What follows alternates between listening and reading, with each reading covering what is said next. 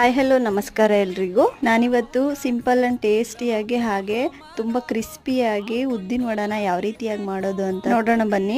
ನಾನಿಲ್ಲಿ 1 ಕಪ್ ಉದ್ದಿನ ಬೇಳೆನ 3 hours ಮುಂಚೆನೇ ನೆನೆದಕ್ಕೆ ಇಟ್ಕೊಂಡಿದ್ದೆ. ನೆನೆಯಕ್ಕೆ ಇಟ್ಟಿಲ್ಲ ಅಂದ್ರೂ ಪರವಾಗಿಲ್ಲ, ಒಂದು ಅರ್ಧ ಗಂಟೆ ಮುಂಚೆ ಬಿಸಿ ನೀರು ಹಾಕಿ ಇಟ್ಕೊಂಡ್ರೆ ಬೇಗನೆ ನೆಂದ್ಕೊಬಿಡುತ್ತೆ. ನೆಂದಿರೋಂಥ ಉದ್ದಿನ ಬೇಳೆನ ಮಿಕ್ಸಿ ಜಾರ್ಗೆ ಹಾಕ್ಕೊಂಡು ಯಾವುದೇ ಥರ ನೀರನ್ನ ಬಳಸದೆ ಗಟ್ಟಿಯಾಗಿ ಈ ಥರ ನೈಸಿಗೆ ರುಬ್ಕೋಬೇಕಾಗುತ್ತೆ. ರುಬ್ಬಿದ ತಕ್ಷಣ ಒಂದು 5 ನಿಮಿಷ ಕೈ ಬಿಡದೆ ಈ ಥರ ಕಲಿಸ್ಕೋಬೇಕಾಗುತ್ತೆ.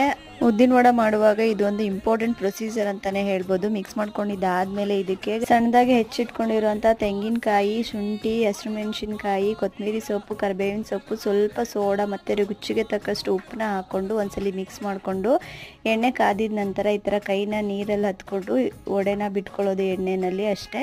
ಇಷ್ಟೊಂದು ಸಿಂಪಲ್ ಆಗಿ ಈಸಿಯಾಗಿ ಮನೆಯಲ್ಲೇ ನಾವು ವಡಾನ ಮಾಡ್ಕೋಬಹುದು. ಹಾಗೆ ಇನ್ನು ಡೀಟೇಲ್ ರೆಸಿಪಿ ಯೂಟ್ಯೂಬಲ್ಲೂ ಕೂಡ ಅಪ್ಲೋಡ್ ಆಗಿದೆ. ಇದೇ ಥರ ರೆಸಿಪಿಗೋಸ್ಕರ ನನ್ನ ಚಾನಲ್ನ ಫಾಲೋ ಮಾಡೋದು ಮರಿ